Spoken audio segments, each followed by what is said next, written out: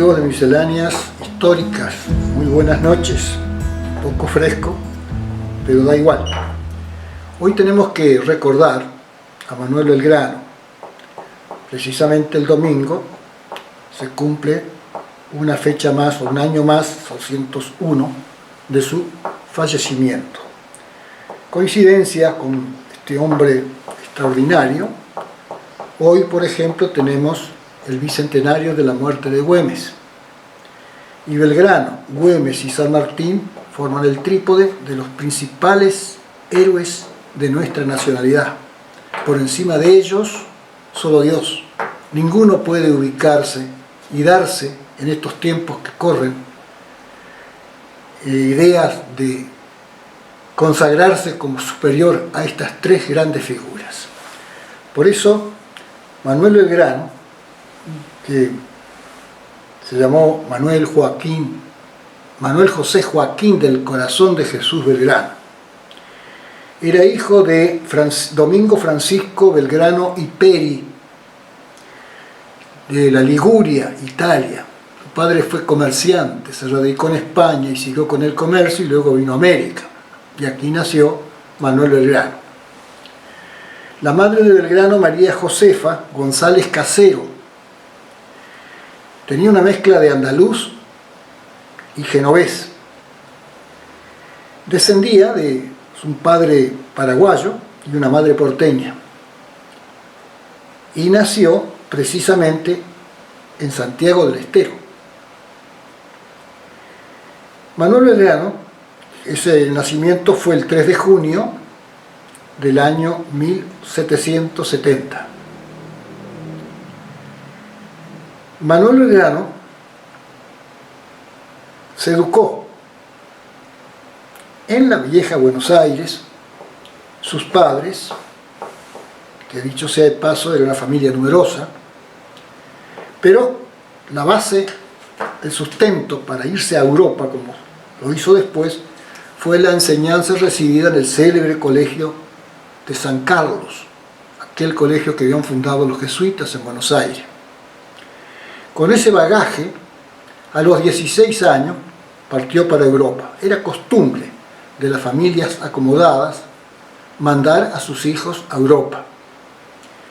Y Belgrano, con 16 años, frecuentó inicialmente un colegio en Madrid, donde completó, podríamos decir, el secundario, o completó las bases necesarias para seguir carrera universitaria. Y eso las hizo en la Universidad de Salamanca y también en Valladolid. Y obtuvo así el título de abogado. La abogacía era muy común ya en esa época. Y además de eso, licenciaturas, por ejemplo, en política, en economía y en filosofía. Es decir, un bagaje de conocimientos que adquirió Belgrano allá en Europa. Y sobre todo, adquirió las nuevas ideas.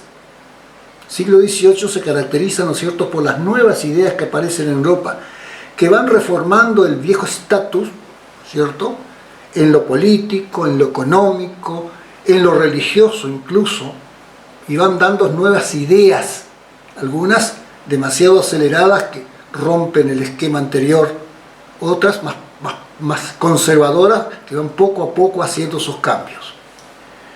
Sobre todo esa renovación partió fundamentalmente de Francia, ¿no? Y luego se transmitió a otros lugares, como en Inglaterra, y fundamentalmente en España, vecina de Francia. Y Belgrano, en esas universidades, colegios, universidades en los cuales estudió, bebió esas ideas venidas de Francia, esas ideas renovadoras. Se formó así. Ya incluso los reyes borbones habían aceptado esas ideas y las habían puesto en práctica en España. Con ese bagaje, Belgrano viene a Argentina, viene a Buenos Aires, en 1793, con el título de abogado. Pero ya viene con un cargo, el cargo de secretario del consulado. un organismo español, ¿no? Español ahora, pero que ya funcionaba ya en la Edad Media, más bien como grupos o hermandades que buscaban defender el comercio y a los comerciantes. Ahora España retoma eso, lo toma y son ya modernizados como consulados. Por el hecho simplemente de que un cónsul era el prior, o cónsul o prior, el que manejaba esa institución, junto con otros funcionarios. Y dentro de sus funcionarios, en el caso de Buenos Aires, que acababa de crearse ese consulado, hacía poco tiempo, Belgrano va a actuar como secretario. Y allí es donde él va a exponer todo ese conocimiento, ese bagaje de ideas que trae de Europa. Y fundamentalmente, Belgrano finca su cometido en la educación, como diciendo, hay que educar para servir, para progresar. Por eso las letras, ¿cómo se llama? Las primeras letras, pone mucho énfasis en eso, y también en la iniciación de otras actividades para que haya mano de obra, haya trabajo. Por ejemplo, la iniciación agrícola. Complementa todo eso con materias prácticas, por ejemplo, una escuela de agricultura, una escuela de matemáticas, una escuela de náutica, porque la agricultura es la base de su idea económica que él trae desde Europa. Necesita entonces gente experta en náutica para llevar esa producción a otros lados. Pero la educación es básica, es fundamental en esto. ¿De dónde trae esa idea? ¿Qué idea trae Manuel Belgrano? Una idea económica que se, digamos, universalizó en cierta manera en cierto momento en el mundo. Salida de Francia, la fisiocracia.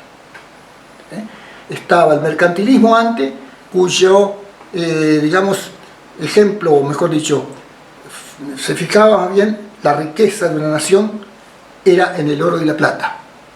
La fisiocracia habla que de la riqueza de la nación viene de la naturaleza, deriva de la naturaleza. Y por eso la agricultura, ¿no? Por eso la agricultura. Y, lógicamente, con la agricultura progresa el comercio y la industria, todo encadenado. Esa es la idea que traía Belgrano. Por eso escuela de comercio, escuela de agricultura, de esto y de lo otro. Un bagaje de conocimientos que atiendan a esa finalidad, a esa nueva idea económica. Y la tercera idea fue el liberalismo, ¿no es cierto? Nacida en Inglaterra con John Locke, y ahí entonces, Adam Smith, perdón, y ahí entonces, la riqueza de las naciones, bien decía clarito que la riqueza de una nación estaba en el trabajo. Ninguna de estas dos doctrinas eran partidarias de estatización, exigían la libertad, cosa muy importante. Bueno, Belgrano eso todo lo tradujo y lo emitió a través de cierta prensa que se creó en la época de Belgrano, como por ejemplo el telégrafo mercantil, el semanario de agricultura, el correo de comercio. Ahí fue dando todas sus ideas. Y sobre todo ideas que él las había vertido en un memorial o memoria que generalmente casi todos los años como secretario debía presentar ante el consulado, ante las autoridades del consulado. Y así, por ejemplo, en una memoria que es importante, vuelve otra vez con la educación. Y dice que la educación es un verdadero plan de estudio, donde se interrelacionan en ese proceso educativo los padres, el párroco, dice, la autoridad civil, etcétera, etcétera. Es decir, varios elementos de la sociedad tienen que intervenir para lograr una educación que sea gratuita y derivada a las clases más menesterosas, ¿no es cierto?, para que tengan el acceso gratuito. Eso no quitaba de que haya otras, ¿no es cierto?, que tengan un complemento, digamos, de dinero, supongamos, dado por alguna institución, menos el Estado. El Estado no interviene ahí. queda fuera. Bueno, eso fue lo que Belgrano, digamos, en materia escolar, esa idea de la escuela, él la llevó en las campañas. Cuando hizo la campaña al Paraguay, por ejemplo, se fijó o dio normas para la escuela que funcionaba en Mandisoví, en Curuzucuatiá, y ahí hizo la reglamentación de los pueblos misioneros, un reglamento. Es decir, los pueblos misioneros ya plena Revolución de Mayo, prácticamente quedan liberados. Y entonces establece la formación de esos pueblos. Formación en las artes, en las letras y en las técnicas, ¿no es cierto? Más o menos queriendo revivir la tarea encomiable que habían hecho los jesuitas en otros tiempos con esos pueblos. Cuando, después de la batalla de Tucumán y Salta, el gobierno le da 40.000 pesos como premio, Belgrano destina eso a la creación de 4 escuelas: Tarija, Jujuy, Tucumán y Santiago del Estero.